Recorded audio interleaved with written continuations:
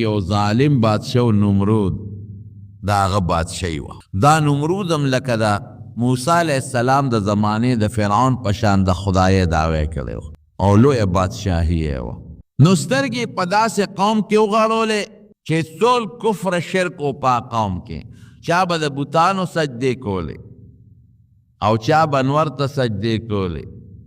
او چا به سپومې ته سجدې کولې او چا به ستورو ته سجدې کولې. او علما لیکي چې د نمرود بادشاه یو خوب لیدی و. د هغه خوب تعبیر ول خپلو نجومیانو کاهنانو وستا په دې قوم کې به یو هلک پیدا کېږي، ابه کوشش کوي چې ستا دین بدل کړي او ستا له دین نه به بیزارئ او ستا خدایي به هم نه مني او تا سره به مقابله کوي. حضرت ابراهیم علیه السلام د الله جلیل القدر پیغمبر تیر شوی دی. قرآن شریف کې الله په ډېرو صورتونو کې د ذکر کړی دی. په یو صورت کې نه تقریبا غالبا 15 صورتونو کې د ابراهیم علیه السلام ذکر شوی دی. 3 کرته الله ذکر د کړی او په ټولو پیغمبرانو کې زمونږ د نبی کریم صلی الله علیه وسلم نه پس دې د لوی درجې پیغمبر دی.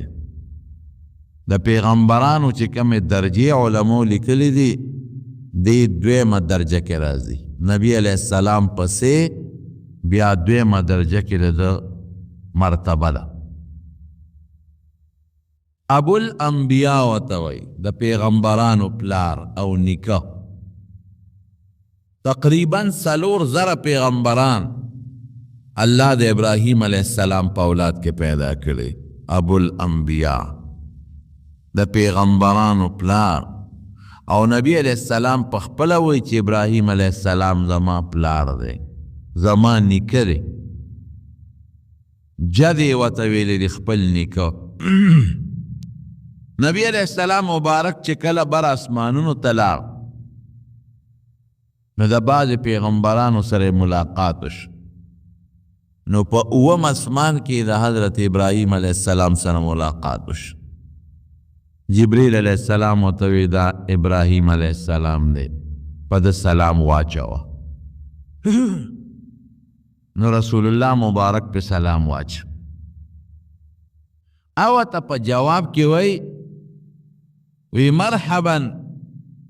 بالابن الصالح والنبي الصالح. وی هرکلی دی باغ صالح پیغمبر نبی علیہ السلام ته وی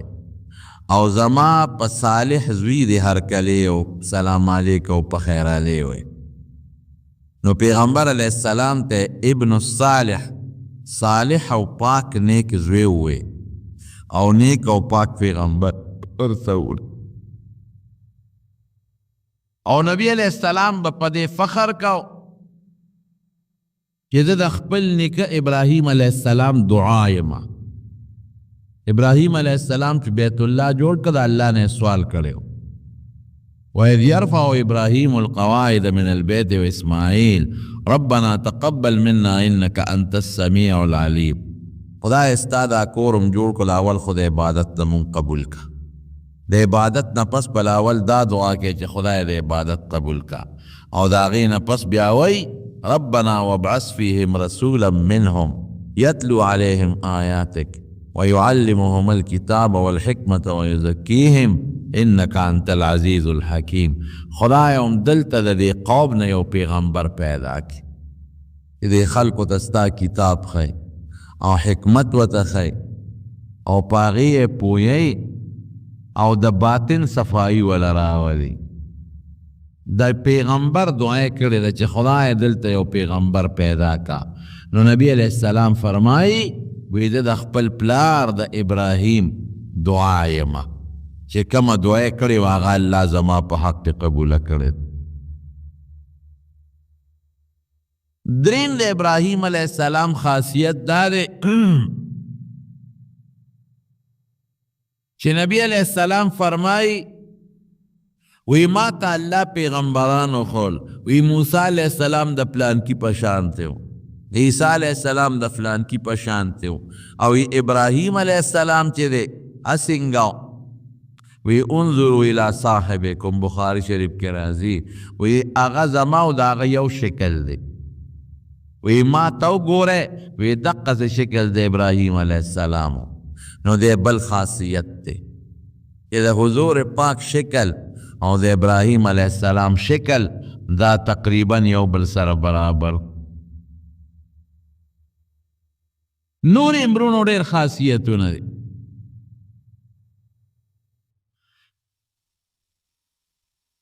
دیر خاصیتو ندی دے ابراہیم علیہ السلام پا پیغمبرانو کی. میل مستیا پا کے دیر زیادہ ابو الزیفان ورطاوئی کہ دا دیر زیاد میلمانہ پالل او دا دنیا میلمانہ براتلل، ابراہیم علیہ السلام بے میل مستیا کول دے پیدا پا کمزے کے دے نو عراق کی اولوی خارو بابل وطاوئی. پا اغی خار بابل کی او کلیو دا اغی کلی نم کوفا دے پسی سرا کاف وو او سیغ ونوندے یو دا پاسا پیلیف پاغ کلی کی دے پیدا شویر او چی پا کم علاقہ کی پیدا شو پا داغا وقت کی او ظالم بادشاو نمرود داغا بادشاہی وا دا نمرودم لکا دا موسیٰ علیہ السلام دا زمانے دا فرعون پشان دا خدای دعوے کرے ہو او لوی بادشاہی ہے وہ نسترگی پدا سے قوم کیوں غارو لے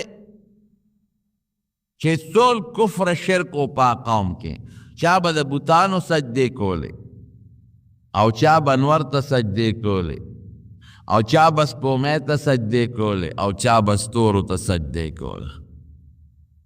او علماء لکی چی دی نمرود بادشاہ یو خوب لی دیو داغا خوب تعبیر والاخپل نجومیانو کاہنانو وستا پا دی قوم کے بیولک پیدا کیے گئی اب کوشش کی چستا دین بدل کی او ستا را دین نبا ویزاری او ستا خدایی بم نمانی او تا سر با مقابلہ کی وی سوکم وی دی کال کے پیدا کیے گی دا موجودہ کال چلے دالک بدے کال کے پیدا کیے گئے نو فیصلے پدیو کا چی پدے اعلانو کا خلقو تا چی پدے کال کی با بالکل بچی نراوڑے او کدا چا بچی پیدا شو که جنیوی نو غق بوطنکو کالکی نو علالو بے والا لکه سنگ چی فرعون خوب لیدلے و دا موسیٰ علیہ السلام پا حق کے او بیا فیصلہ کرے و چی بنی اسرائیلو کی کمالکان دی دا وجرے او چی کمی جنکی دی دا جم دے پرے دے دقا سے فیصلہ دا موکلا خلق و تیلانو کچی دے کال کی وہ بچی نہ روڑے بچی خود انسان پہ اختیار کی نہیں دا خدا اللہ خو خر نو بچی پا کی پیدا شو دیر معشومان وجل او ابراہیم علیہ السلام چے پیدا شو دیر مدخو مور خبر پٹا کڑے و خدا ارچانا بے پٹا کی خاون نخو نشی پٹے دے خبر اخکارک لعلماء لکی کہ دا خار نبار یو غار کی بے پٹ ساتو پاگے کی بے دا ابراہیم علیہ السلام تربیت کو لو یو بے دے الوے کچی پخبا دا پیشو نو دل اللہ پدل کی ہدایت چولیو اللہ قرآن شریف کی فرمائی کہ لقد آتینا ابراہیم رشدہو من قبلو وہی منگ لدل پا معشوموالی کی پدل کی ہدایت ورکلے نے غلارم و تخولے وا او کو کننا بیہی عالمین منگ تا پتا وا منگ پہ خبرو چی دکی دا صلاحیت شتا اللہ یعلم حیث یجعل رسالتہو ابو جہل بوی وی مشر دیمو پیغمبری محمد تا ملو شوا صلی اللہ علیہ وسلم سردار دیمو دی پیغمبر شو اللہ فرمائی اللہ یعلم حیث یجعل رسالتہو اللہ وی دا ما تا پتہ لگی کہ کم وجود دا پیغمبر قابل دے و کم قابل نہ دے یو زمیدار چے تخم کری پزمکا کہ اگر تا پتہ لگی کہ دا غنم و دا کروندے قابل دا غنم زرغونی او دا غنم و دا کروندے قابل ندا نو پشاړه ځمکه کې خو زمیدار تخم نه غورځوي. نو الله ته پته ده چې دا وجود د پیغمبرۍ قابل دی او دا د پیغمبرۍ قابل نه دی، او دا د اول نمبر پیغمبرۍ قابل دی او دا د دویمې درجې د پیغمبرۍ قابل دی. نو ابراهیم علیه السلام متعلق الله فرمایي چې ماشوموالي کې مولا هدایت ورکړی وکنا به عالمین، او مونږ ته پته وه چې دی د دې خبرې قابل دی چې سترګې غلی سوی. اذ قال لأبيه وقومه ما هذه التماثيل التي انتم لها عاکفون. وی دا بوتان هم جوړ کړي دي، دا د کاڼو مورتې او د کاڼو شکلونه، دا څه شي دی چې تاسو د دې عبادت کوئ؟ دا ولې کوئ؟ هغوی ورته وایي وجدنا آباءنا لها عابدین. مونږ پلاران هم دغسې ولیدلي، پلار به هم د دې بوتانو عبادت کوو او نیکونو هم د دې بوتانو عبادت کړی دی او ترونو هم کړی دی، نو مونږ ځکه کوو. وی تاسو او ستاسو پلاران ټول ګمراهان یې. بت ته څوک سجدې کوي؟ تاسو په خپل لاس باندې د کاڼي نه یو شی جوړ کو، دا تاسو له نه فایده در کولی شي نه د نه ضرر خوا کولی شي. د کاڼي بوته ورته رام رام کوي، د دې هندوانو نه قمقل قوم بل نشته. دا ډېر قمقل دی. په خپل لاس به کاڼي اتراشي، په خپل لاس، او شکل به وله جوړ کړي، پوز او بوګونه او سترګې به وله جوړې کړي او هغې ته به سجدې کوي، د چا نه به زامن غواړي. او څوک یې مقرر کړي چې دا باران والا خدای دی، او څوک یې مقرر کړي چې دا د بیمارۍ لرکولو والا خدای دی، او دا په تجارت کې د ګټې والا خدای دی، او جوړ کړی په خپلو لاسونو دي قمقل. نو دا بت پرست خلق ډېر قمقل قوم دی، دا بې وقوفان دي. نو ابراهیم علیه السلام او دې تاسو ډېر قمقل قوم یې ګمراهان، او ستاسو پلاران او نیکونه هم ډېر قمقل قوم و چې هغه ذات چې دا کائنات اسمانونه ځمکې پیدا کړي دي او ډوډۍ درکوي، عزت او مرګ او ژوند د چا په لاس کې دی، هم پرېښی دی او د مخلوق عبادت کوي. ستوري او که چا د ستوري عبادت کو، هلکه ستاسو دا خدای دی، دې ته به سجدې کو. داسې تپوس غوندې په شکل کې چې ستوري غیب شو، مړه هغه خدایان هم څه شو؟ زما خو غیب والا خدایان نه خوښېږي. سپومۍ راوخته، هلکه هذا ربي هذا ربي استفهام دی، دا رب دی څه؟ دې ته خدای وایه چې سپومۍ پرېوته وي څه شوه خدای؟ نور راوخته، لکه دا جوړ ستاسو لوی رب دی څه؟ رڼا ډېره تېزه ده چې ماښام پرېوت مړوي چې د چا رڼا ختمیږي هغه ته عبادت نه کوم. زما هغه رب دی، هغه ذات دی چې د هغه رڼاګانې نه ختمیږي. پلار به بوتان جوړو، مور نه تپوس وکړه بیبي رب دې څوک دی؟ وی ستا پلار. وی زما د پلار رب څوک دی؟ وی نمرود. وی د نمرود رب څوک دی؟ وی چپ مخکې لاړ نه شي، څه پیغله ده نو باسم. پلار ته یې لوی دا ابراهیم خدا دا خبرې کوي، دې خو زمونږ د خدایانو پسې هم بد رد وی، او د انور او سپومۍ او ستورو چې څوک عبادت کوي هغوی پسې هم بد او رد وی، او زمونږ نمرود هم خدای نه مني. ګورې غم پېښ نه شي راته، سیړې ونه رسي بادشاه ته، وي به چې دا تاسو لوی کړی دا ګوتې نه ونیو، نیغ ماشوم د نمرود دی ورسو. وی زمونږ دا بچې دا، او دا ابراهیم علیه السلام پلار دا د بادشاه په دربار کې د ډېرو مقربینو نو نږدې انسان و د مشورې. وی زما دا بچې داسې ګډې وړې خبرې کوي، یاره ویله مې غواړي چې وی بادشاه سلامه ستا خوښه ده کېوج دې مړی کړي، هسې نه سبا پې مونږ راونه نیسې. وی نه ماشوم دې خلک وایي چې ماشومان وجني، پرېږده ځه ټیک بش نصیحت ورته کوه. ریوست قرآن شریف کې الله تعالی د پلار نوم آزر ذکر کړی دی، اذ قال لأبیه آزر. او نور علماء کرام لیکي چې آزر یې ترو خپل پلار نوم یې تاریخ او تاریخ، او څوک وایي نه دا یو شی د تاریخ خپل نوم آزر لقب دی. قرآن شریف کې الله پلار ذکر کړی دی، چې څوک وایي دی ترو نو خلک کاکات او تره ته هم بابا وایي، خو نه داسې به وواو چې آزر یې د پلار لقب او نوم یې تاریخ. یو ځل ورته د پلار چې به یې بوتان جوړول، پلار یوازې د بوتانو عبادت گزار نو، عبادت د بوتانو ډانچې به جوړول، تماثیل ورته وایي. اعلی بوت به جوړ که خلکو به د هغې ډیزاینونه بیا تیارو. نو دې به یې ځان سره کېناو چې د هغه بوتانو به یې ښکلول او د هغې سجدې به یې کولې. دې به یې ځان سره کېناو چې د شوق او مینه پیدا شي. نو یو ځل ورته پلار وی راشه که نه بچې دا بوت مې جوړ که د هغې خپله منډی وه د بوتانو د خرڅولو، دا یو څه که نه په منډی کې خرڅ که، وره خدای خرڅوي. عجیبه خبره ده، دومره قمقل قوم ده. اوس هم د هندوان په ډېرو پیسو باندې دا بوتان اخلي. نو هغې والا ښه مزېدار په اعلی کپړو کې او په مالوچو کې نغښتې و. نو د پلار په مخ کې اوچت که په اوږې کې ایښاوده، او چې د کور نه بار وویسته نو په خپه کې وله پړی واچو او ځمکې لی راوبارو او یو څو لتې یې ترې وویستې. ته څنګه خدای؟ او خپه کې پړی واچو او بازار کې راښکه او اواز به یې دا کو، وی څوک دی چې هغه شی ما نه والي چې فایده نه ورکوي او تاوان ورکوي. ګوره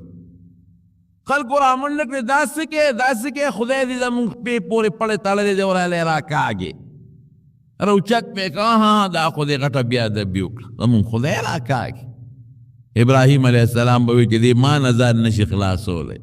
چې زه یې راکاږم او د دې ځمکې نه ځان نشي بچ کولی. ظالمانو تاسو له به څه خیر درکړي. مالک د خیر او د شر هغه ذات دی چې هغه ته د چا وس او د چا لاس او د چا بدماشي نشي رسېدی. خلکو بیا پلار ته استاد وی خدا چل کوي. نو د ابراهیم علیه السلام او د پلار جګړه جوړه شوه. جګړه جوړه شوې نو پلار ورته وی سم شه، او که سم نه شوې نو ګورې په کاڼو به دې ولم سنګسار به دې کم. وی بابا هر څه چې دې کې خو زه تا ته هدایت لاره درته نیغه ښیم، او زما دا لاره ومنه، د خدای د عذاب نه ګورې ځان بچ که، او که زما په لاره لا نړې نو خدای به دله داسې عذاب درکړي چې ګورې دا بېچا علم نه ورکړی. وی زما د کوره وځه، وی زه ووتم ستا د کوره، او تر هغې پورې به زه د الله په دربار کې تا له دعاګانې کوم د هدایت چې تر څو خدای نه منع کړي. قرآن شریف کې الله فرمایي چې ابراهیم علیه السلام به پلار له دعا غوښتله، وما كان استغفار ابراهیم لابیه الا عن موعدة وعدها ایاه. دې ورسره وعده کړې وه چې تر څو خدای نه منع کړي بخښنه به درنه غواړم، نو بخښنه یې غوښته. فلما تبين له انه عدو لله تبرأ منه ان ابراهیم لأواه حلیم. چې کله ورته پته ولګېده الله ورته وی نه دا کافر دی مشرک دی دعا وله مه کوه، نو بیا دعا بنده کړه. ابراهیم علیه السلام لأواه د خدای نه ډېر یریدونکی و، او حلیم ډېر زیات صابر و، صبر پکې زیات و، په زړه کې د خدای یره ډېره زیاته و. رولو لویږي او اختلافات زیاتیږي، جګړې زیاتیږي او خلکو ته هم پته لګي.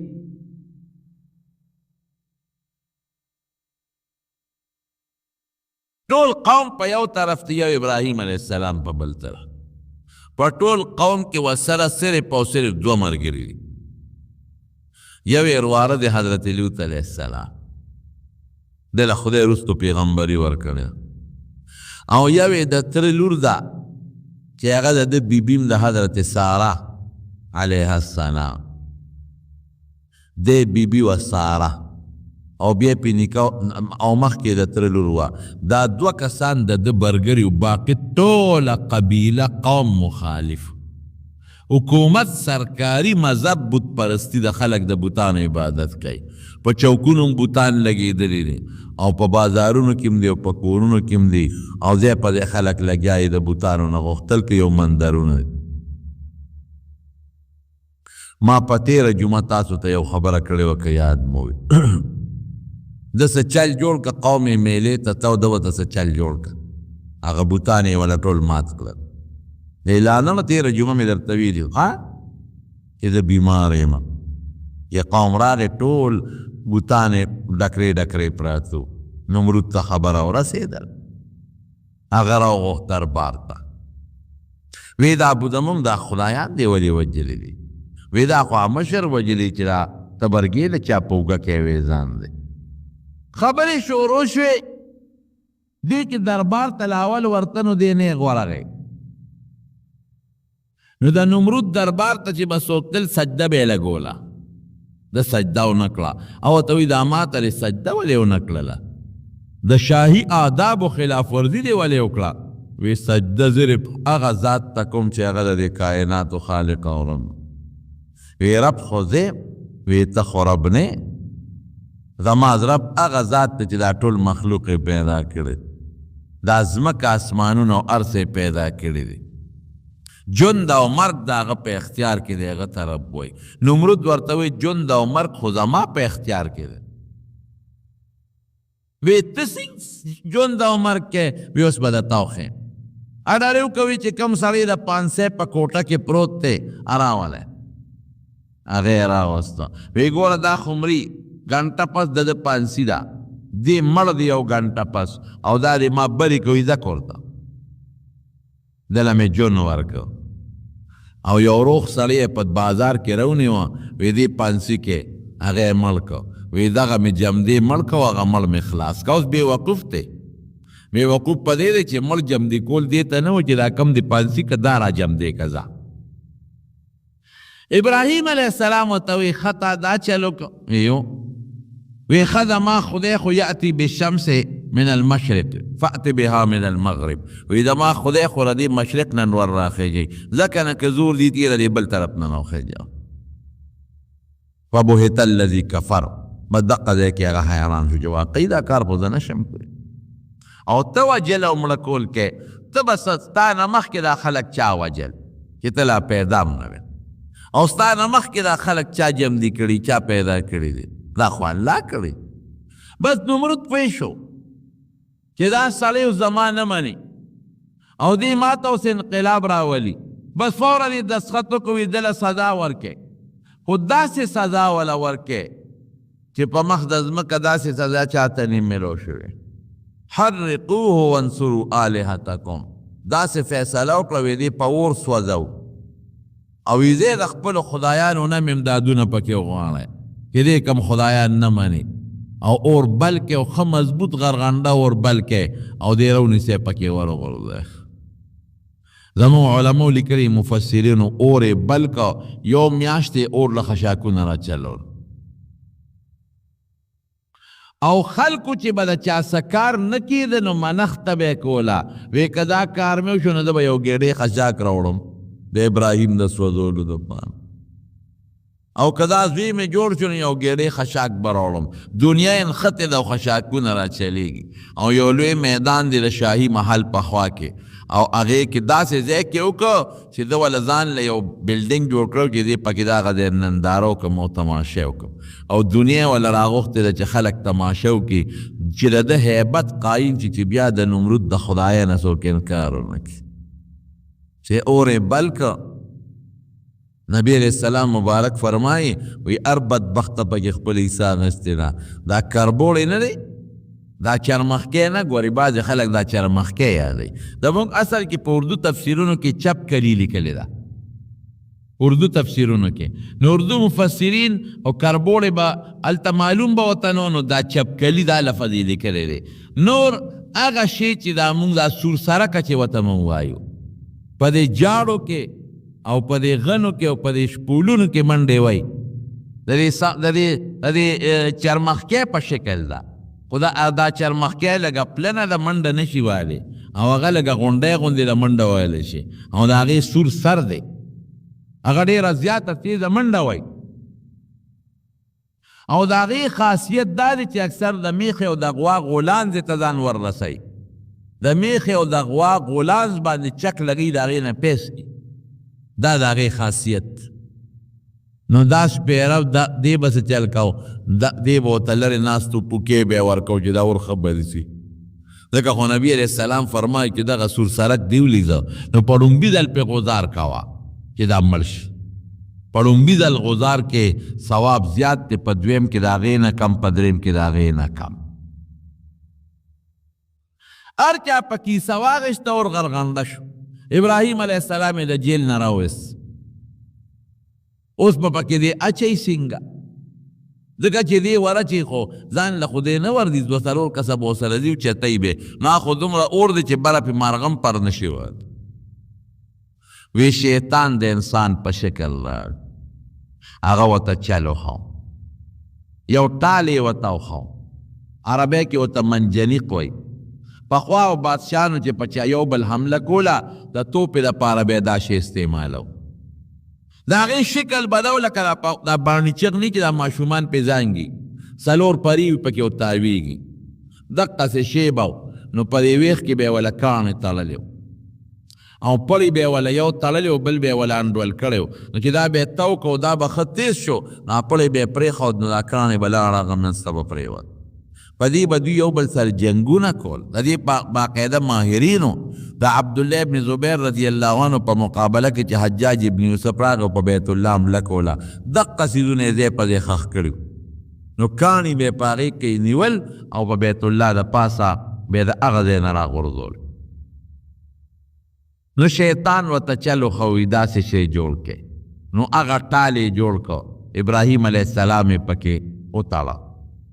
او ټال اوس اوچتی کې دی اوچت کو او د اور میانځ ته یې ورغورځو نو ټال نه اوچتېږي دی اوچتی او نه اوچتېږي. هلته فرشتې پروردګار ته لاړه یا الله ستا په مخ د ځمکه واحد دا یو بنده دی چې تا یادوي خدای بل څوک نشته نو ټوله دنیا کفر ستا مشرکین دی او تا سره شریک بلی خدای ستا یو بنده دی الله دی وخت ستا مدد ته ډېر زیات محتاج دی ډېره غټه غرغنده اور بل دی خدای ورغورځوي. په دې نیکانو دا فرشتې خفه کېږي او دا فرشتې د نیکانو دعاګانې ګورې کوي او چې څوک د نیکانو دشمنان دي ظالمان دا فرشتې وله خیرې کوي. دا ظالمان خدای را نیسي خو لږ صبر او مهلت وله خدای ورکوي. نو فرشتو الله ته فریاد شروع که الله وی ښځه که تاسو یې څه مدد کولی شئ ورشه بس خوشحاله شو فرشتې. حضرت میکائیل علیه السلام فوراً ورسېد ابراهیم علیه السلام ته وی زه د الله فرشته میکائیل مې نوم دی الله را لېږلی او ما د الله نه درخواست وکړو خو زما درخواست مشروط منظور کړی دی چې د ابراهیم نه تپوس وکړه که هغه وي مدد وکړه نو وکړه که هغه نه وي نه به کې وی ته ما سره څه مدد کولی شي وی زه د باد او باران زما په اختیار کې دی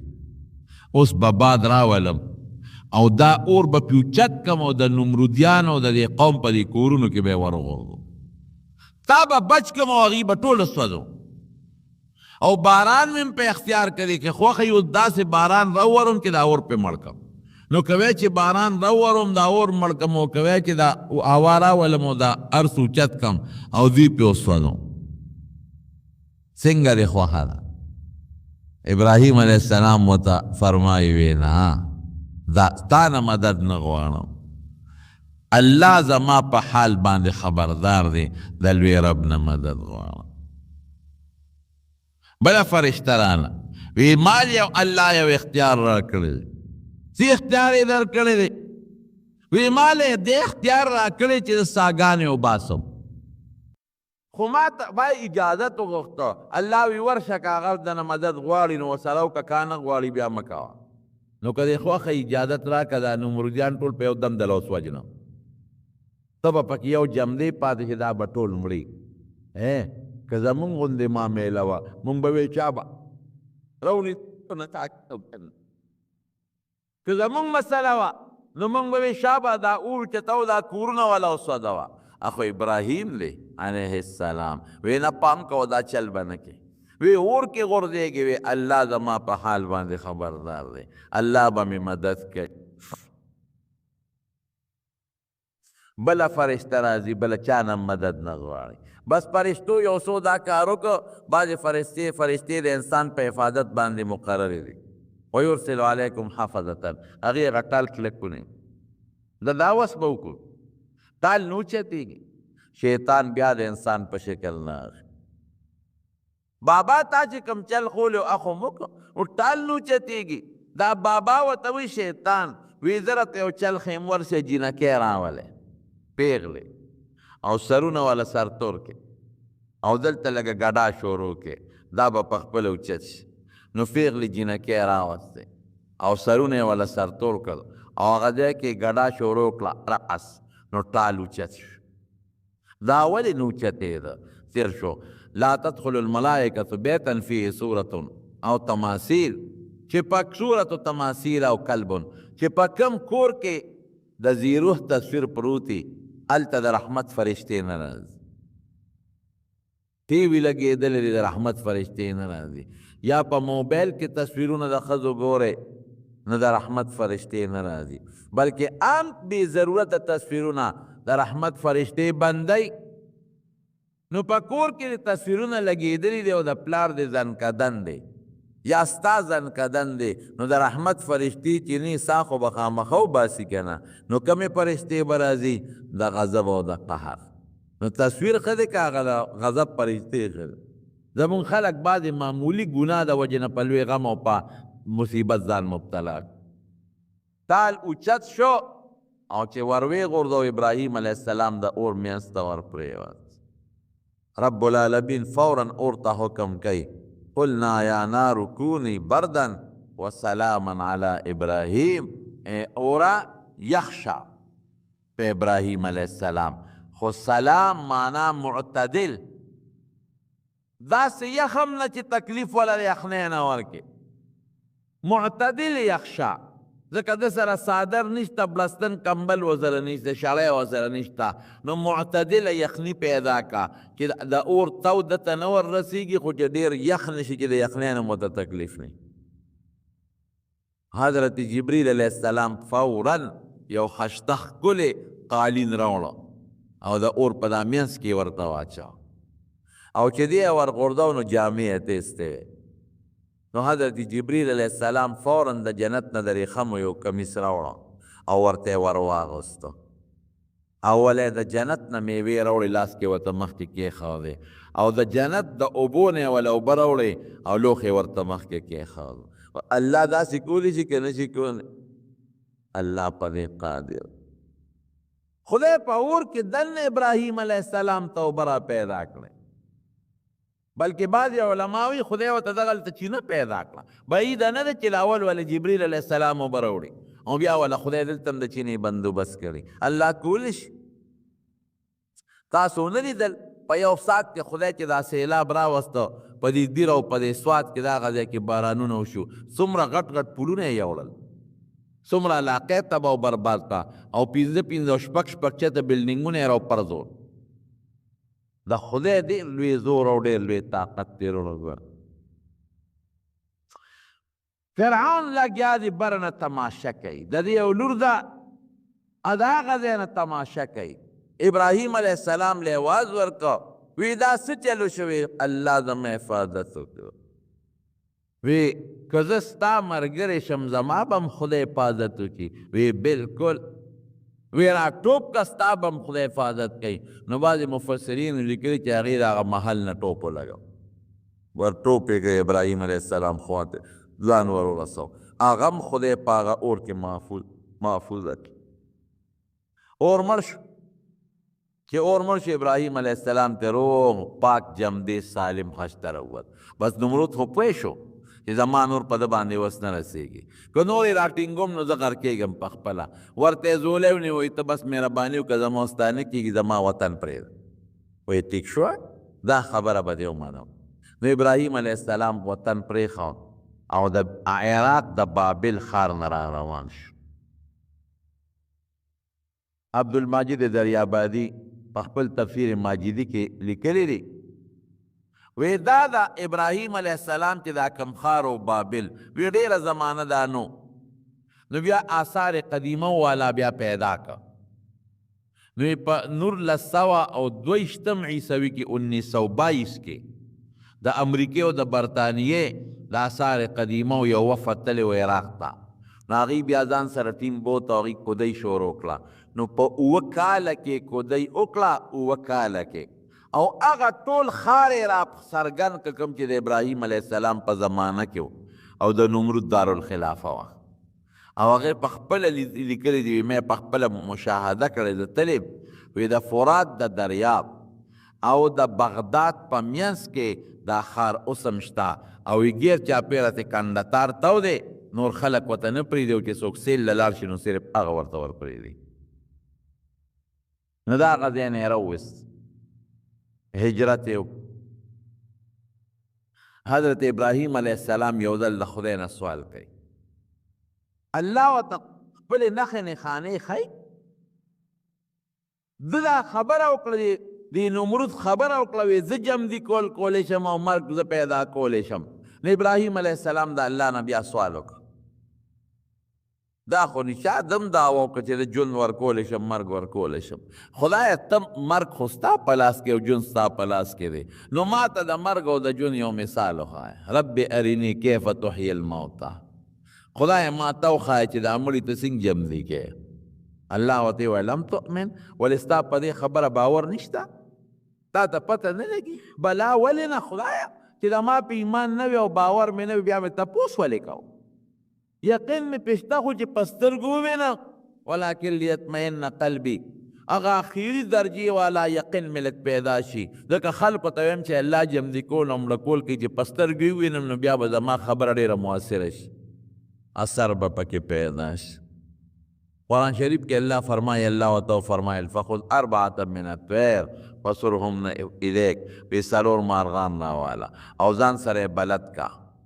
او ثم اجعل على كل جبل منهن جزءا ثم ادعهن یأتینک سعیا نو د څلور مارغان راواغېسته او هغه یې لال کړل او هغه یې په ټوکیا باندې وټکول څلور واړه یې ګډ وډ کړل قیمې کړل او یې سرونه یې ځان سره ونیسه سرونه یې ځان سره ونیول او هغه قیمې راواغېسته څه په یو غر باندې څه په بل غر څه په بل څه په بل غر یې کېښودله وی ثم ادعهن اوس ورته اواز وکړئ یأتینک سعیا نو اواز یې ورته وکړو نو د هر دا قیمه او دا غوښې به د هغې غر نه را جدا کېدلې راتلې به او دا هر سر پورې به خپله خپله غوښه او خپله بڼه ټوټې ټوټې بڼې هغې یو ځای کېدلې څلور واړه مارغان پې خدای پاک ورته واپس جوړ کړل چې ستا ذهن کې راشي جمدي کول دې ته وایي دا نه یو سړی دی او د پانسیګاټ کې پروت دی او دې ورته وایي زما برې کړی دا مې جمدی دا څلور مارغان چې ما جمدي کړل داسې دې څوک ژوند ورکړي نورونو ژوند د عمر د چا په اختیار کې دی الله په اختیار کې باید سړی به په پانسی کې پروت وي الله به له څه بانه جوړه کړي روبد او باید سړی به هېڅ بم پینی او په دې لاره به روانې او بس را پرېوبځي څه بانه به له جوړه کړي او سا به ترې وباسي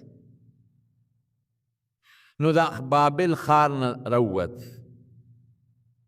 نو تېره جمعه مې درته ویلي و چې په لاره کې یو بل بادشاه په مصر کې یو ظالم بادشاه هغه به په لاره کې د ښکاریان کې نور یو ډېر پلیت او پلیت او چې خشته ښځه به وه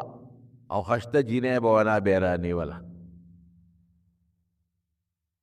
ده سره حضرت ساره وه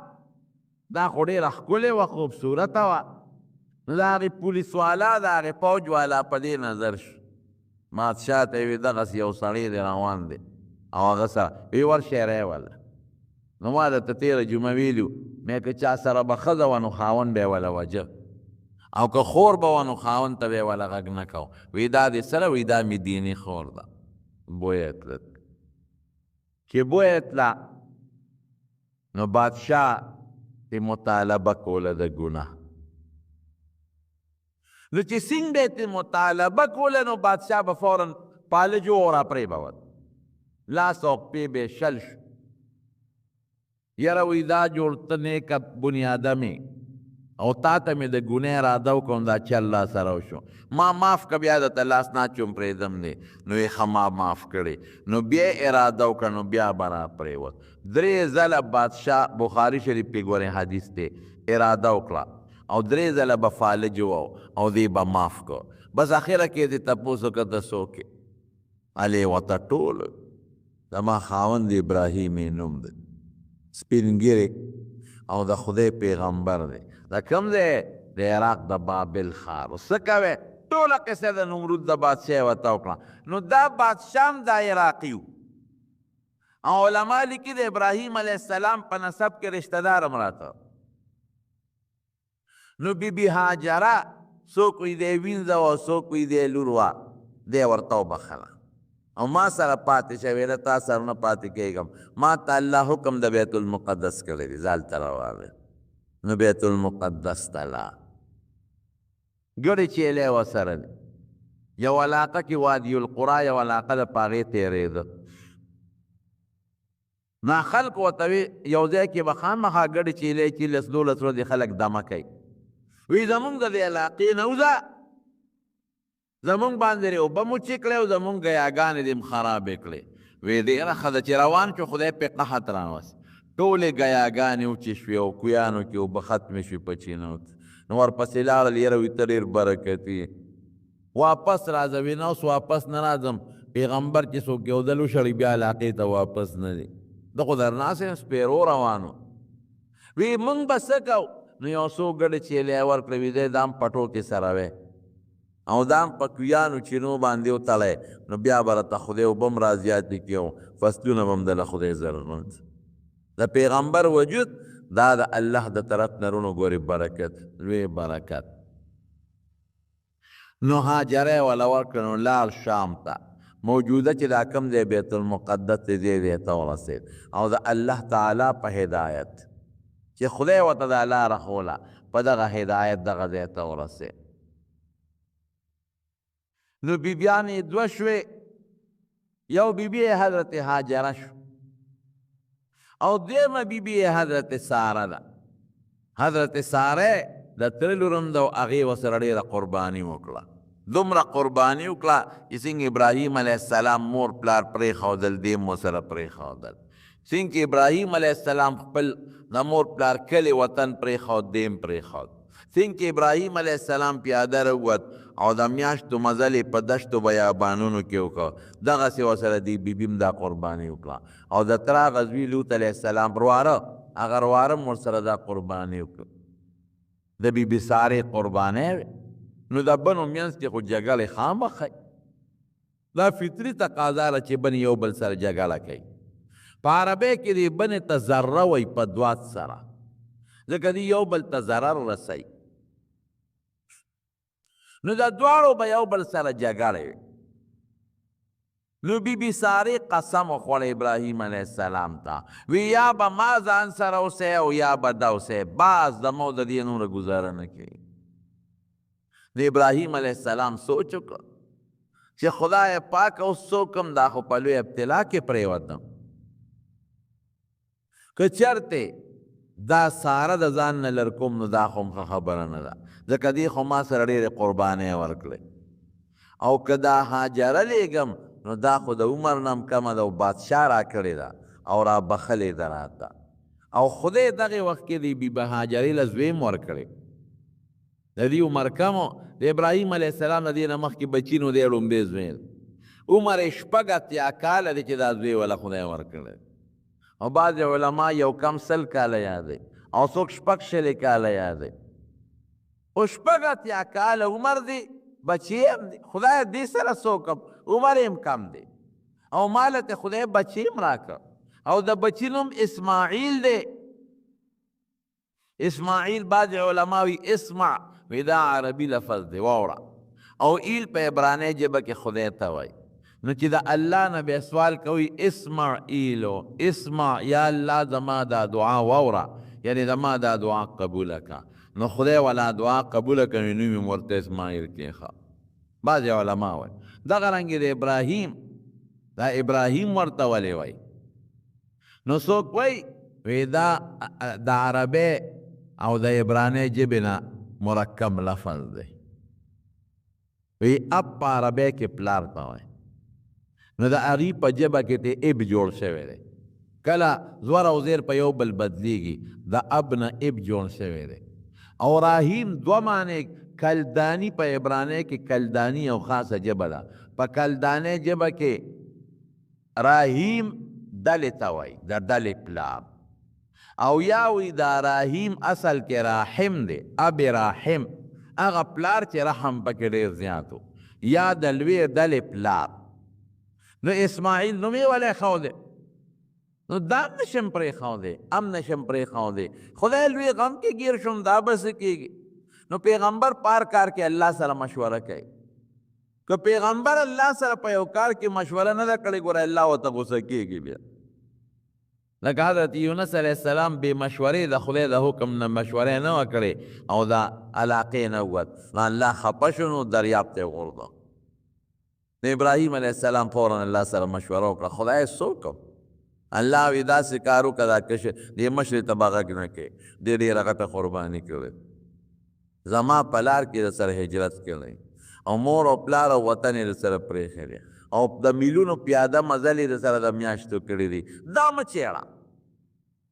د دې قرباني زما مد نظر ده، دې ته به څه نه وی. او دا کشره ونیسه او بچې م ورسره راواله او لږ یو بم راواله، یو توشدان کې څه خوراک هم راواله او زه درته هدایت در کوم، دا روانه کړه. ډېره ښه ده خدای را روانه یې کړه، لار به ورته الله ښوله. موجوده چې دا کوم ځای بیت الله د دې لی راوست او دلته یې کېنونه. په پیغمبرانو څونه ازمایښونه راځي، پته راته ولګېږي. پلار پاتې شو، مور پاتې شو، کلی وطن پاتې شو، جیل ته لا اور ته وغورځولی شو. د نمرود بادشاه کې ته کله بیبي بوتله چې د دې غریب پړه به څه تېرېدل، دا زه خپل اندازه ولګه. بلکې بعضې علما لیکي چې دی ته بوتله ابراهیم علیه السلام ته خدای د کله شیشې هغه منظر ښه لکه ټي وي کې چې شیخ کار یا په کمپیوټر کې چې ښکار وی چې بی بی هاساره وله راله او ورته وی چې الله دغه کافر سکیم او سازش ناکام کو، زه خدای محفوظ کم. او قسمونه یې خوړل چې د ما دې په خدای قسمي، ولې هسې نه خاوند مې پړه کې سودا نی شکې نی. د ابراهیم علیه السلام ورته ما ته قسم مه خوره، ما ته ستا منظر ټول الله ښودلی دی، هر څه مې په خپلو سترګو لیدی. نو بیا چې هلته لاړل د بیبیانو منځ کې جګړې، دا څونه غټ ازمایښونه دي او شپږ اتیا کاله بچې، نو دا بیل ازمایښت دی. رسول الله صلی الله علیه وسلم فرمایي اشد الناس بلاء الانبیاء، وی ټولو نه سخت ازمایښونه په پیغمبرانو راځي، ثم الامثل فالامثل، بیا چې څومره خدای ته نږدې دی په هغه به د دنیا کړهونه ازمایښونه زیات راځي. په دې ازمایښونو د ګناهګارو نه خدای ګناهونه بخي، پیغمبران خو د ګناه نه محفوظ دي، هغې له په خدای درجې او مرتبې اوچته. او امت له خدای دا یو عبرت ورکوي چې که په تا تکلیف راغی دا د دې نښه نه ده چې ته زما نه لرې، ورچه په پیغمبران خو زما نږدې مقرب بندګان دي، په هغې مې څومره تکلیفونه راوستې. نو بیبي هاجره او ماشوم بچې یې راوستل دواړه، او چې کوم ځای موجوده بیت الله دی هلته یې پرېښودل. دې نه پس خبره به درته انشاءالله آینده جمعه کې وکړي. د مارو دا واقع مې په دې بنیاد درته شروع کړه، ما وختي درته وویل چې د دې راتلونکې میاشت د ذوالحجې د ډېرو عبادتونو تعلق د ابراهیم علیه السلام سره، لکه عرفات شو، عرفې ورځ شوه، او حج شو، او بیا بیت الله شو، او تکبیرات تشریع شو، او قربانی شو. ما هذه الاضواحی یا رسول الله، صحابه دې تپوس کې دا قربانی څه شی دی؟ وی سنت ابیکم ابراهیم، وی ستاسو د نیکه د ابراهیم علیه السلام طریقه. نو په دې وجه مې د ابراهیم علیه السلام واقع درته روانه کړه. الله دې مونږ له خیر او برکت راکړي، الله دې مونږ د پیغمبرانو په نقش قدم باندې روان، خصوصا د حضور پاک طریقې د خدای زمون نصیب کړي. الله دې د فتنو مصیبتونو نه په امن کې وساتي. یو دوست یو ملګری د هغه زوی ناجوړه دی، بیمار دی، دعا ورته وکړه چې الله ورله شفا ورکړي. د چا په کور کې بیماران دي، مرضونه دي، خدای ټولو له شفا ورکړي. دا زمونږ دلته کې سید صاحب دی والده وفات شوی پرون، د لالاجي ته به دعا ورته وکړي چې خدای پاک یې مغفرت نصیب. څومره مردګان وفات دي، خدای ټولو بخي، او خدایه زمونږ د دواړو جهانو خیر نصیب کړي، او د دواړو جهانو د شرونو د فتنو نه په امن کې وساتي. آخر وخت کې په خپل دا کلمه نصیب کړي چې لا اله الا الله محمد. ټول یو دونه پیسې ورسره سره زر او جامې چې قیمت نصاب ته رسیږي قرباني به کوي، او بالکل به کوي. یو سړي سره 2.5 تولې سره درځي او په هغه 15 زره قرضه ده، په هغه قرباني نو که نور دی نقد مال ورسره ني د تجارت نو بیا پې قرباني نشته.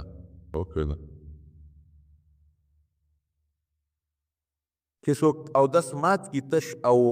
اودس اوچ نه کی دا ډېره لویه ګناه ده، دا دومره غټه ګناه ده، ګناه کبیره نبی علیه السلام ورته ویلې ده، او دا د قبر د عذاب ذریعه ده، الله په دې د قبر عذاب ورکوي. او داسې اوچ نه که جامې پلیتې شوې وجود یې پلیت شو فرض مونځ ترې پاتې کېږي، دا ډېره لویه ګناه ده. او مړي پسې که وفات شي څوک نفلي صدقه کوي یا خیرات کوي د دې باقاعده ثواب رسېږي مړي ته. د مدرسې په نوم چنده کوي او هغه خپله خرچه کې کوي، دا ډېره سخته ګناه ده. د مدرسې په نوم چې خرچه وکړي نه په مدرسه کې لګې په خپل ځان، یا د جومات په نوم چنده او په خپل ځان یې لګې، دا ډېره لویه ګناه ده. یو کس حق نه، د ډېرو خلکو حقونه دي ووهل، د مدرسې د جومات حق دې مو وهه. خپل امام یا علم پسې کنزل کول، مونځ هم ورپسې کوي، دا ډېر لوی جرم دی. دا علماء توهین که مطلق عالم پسې څوک کنزل کوي شامل یې کړي دی کافر کېږي په دې باندې.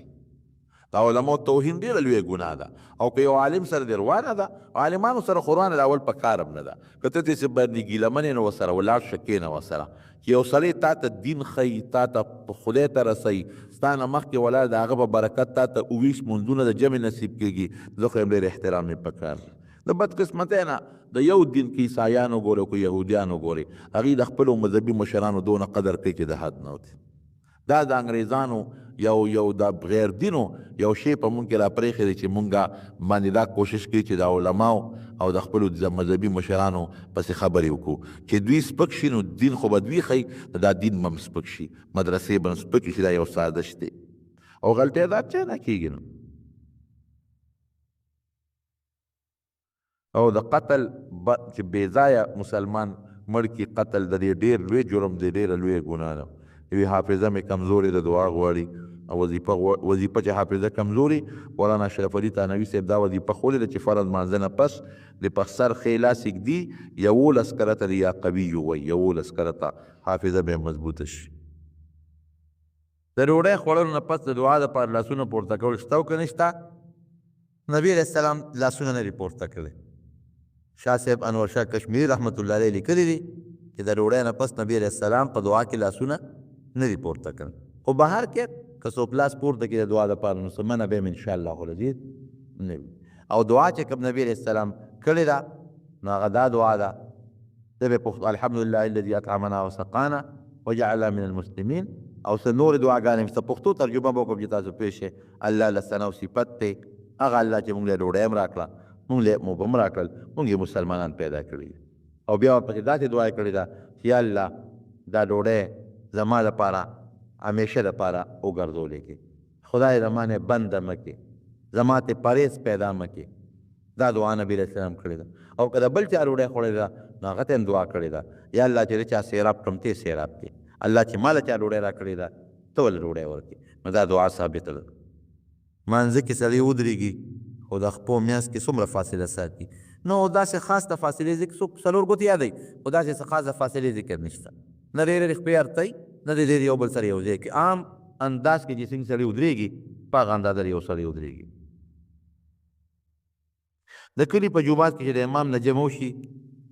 بالکل د کلي جومات کې د امام نه مخکې مسافر خلک جمع وکړي او امام راشي خپل وخت له امام نه جمع شوي، امام دویمه جمع بالکل کولی شي.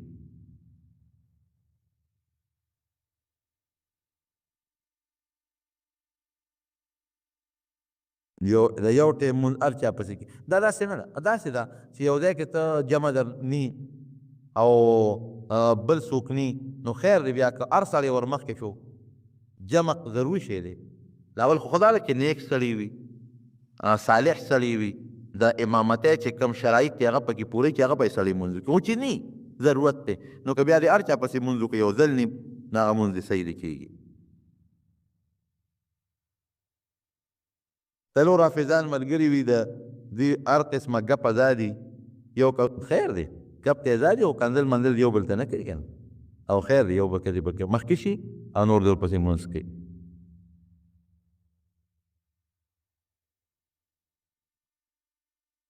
پټکي نه بغیر هم جمع کېږي،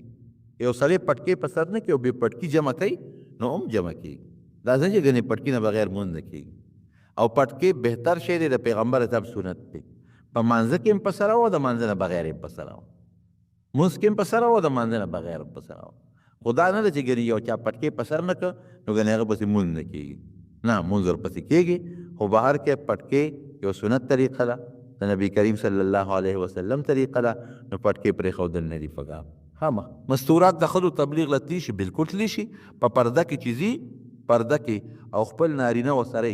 نارینه نه مراد خاون ورسره، رور ورسره، زوی ورسره، پلار ورسره او پرده کې ځي، بلکل تلی شي. یو کس چې د هغه پلار بیمار دی او د خدمت یې څوک نشته،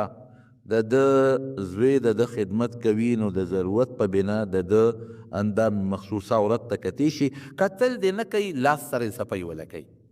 فقهاو همدغه لیکلي که د ضرورت په بنیاد باندې مخصوص اندام وله وینځي او صفا کوي، چې د سترګې پټې کړي، ګوري دې ورته نه، او نور صفایي وله کولی شي. بعضې خلک د جمعې د دویم اذان ته بدعت عثماني وایي، ګناهګار. بدعت که دا معنا کوي چې یو نوی شی دی، واقعي د حضرت عثمان رضی الله عنه زمانه کې د جمعې دا دویم اذان، دا لومبی اذان، دویم نه، دا لومبی اذان چې کوم د زوال سره رقیم کېږي، دا د خطبې اذان د نبي علیه السلام په زمانه کې مو دا لومبی اذان، دا د حضرت عثمان رضی الله عنه زمانه کې د دې شروع شوې ده. خو د عثمان رضی الله عنه د پیغمبر اسلام خلیفه دی، او حدیث پاک کې راځي علیکم بسنتي و سنت الخلفاء الراشدین، چې زما په طریقې عمل کوي او زما د خلفاء راشدینو په طریقه عمل کوي. او ټول هېڅ صحابو کې به چا انکار نه دی کړی، گویا کې صحابو اتفاقي و اجماعي مسله ده. نو دې ته مضمون بدعت ویل ګناه ده. په دې معنا سره بدعت یو نوی شی اختیار کړی دی، نو ورته ویلی شي. خو هغه بدعت چې کوم ته ګمراهي ویلې شوې ده او ورته نه شي ویلی، صحابه پاک خلک دي، ټولو صحابو په دې باندې اتفاق دی. د زیارت القبور صحیح طریقه حیدر خان لیکلی دي چې راته بیان کړه. زیارت القبور صحیح طریقه دا ده چې سړی قبر ته لاړ شي، نو د مړي مخ طرف ته دې ودرېږي او سلام دې واچوي، السلام علیکم علیکم دا ویلی شي، او السلام علیکه که یو کسی دا خطاب هم ورته کولی شي. دار قوم مؤمنین هم ورته ویلی شي، یا اهل القبور السلام علیکم اهل الدیار انتم سلفنا ونحن بالاثر وانا ان شاء الله بكم للاحقون. که پښتو کې وی هم ویلی شي چې د مسلمانانو قبرونو السلام علیکم لفظ دی وی، تاسو موږ نه مخکې تللی، موږ درپسې دا روان یو، ان شاء الله تاسو سره به یو ځای کېږو. دې مشروع طریقه ده. نور دعا هم کولی شي مړي ته، د هغې تلاوت هم کولی شي، د هغې ثواب هم ورته بخښلی شي. غوښتنه یې صرف د رب العالمین نه کوي.